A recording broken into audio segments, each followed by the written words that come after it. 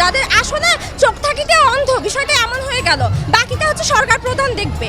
তার যদি চোখ থাকতে অন্ধ হয়, তো সেখানে আমাদের কোনো কিছু বলার নাই। মুক্তিযোদ্ধাদের নাতিপুতিরাও পাবে না, তাহলে কি রাজাকারের নাতিপুতিরা পাবে? ভ্রমণ করে কেউ বাধা দিতে আসলে সে যেই হোক, সে যতই যেই হোক না কেন, ছাত্রলীগ হোক বা আমাদের ছাত্রদের নেতৃবৃন্দ হোক, আমরা তাদেরকে 2018 সালের মতো জুতার মালাই পরাবো। শান্তিপূর্ণভাবে করাচ্ছে, কেউ কিছু বলছে না, কিন্তু এর বাইরে যখন কিছু করবে, পুলিশের গায়ে হাত দেওয়া বা পুলিশের গাড়ি ভাঙা বা এভাবে আক্রমণ, এগুলি যদি করতে যায়, তাহলে তখন তো আইন তার আপন গতিতে চলবে।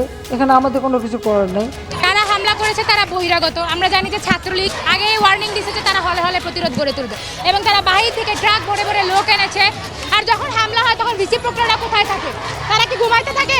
আমরা দেখি যে আমাদের নারী শিক্ষার্থীদের উপরে ইট পাটকেল ছোড়া হয়েছে এবং তারা আহত হয়েছে। এখন একটা বড় অংশ ঢাকা মেডিকেলে আছে।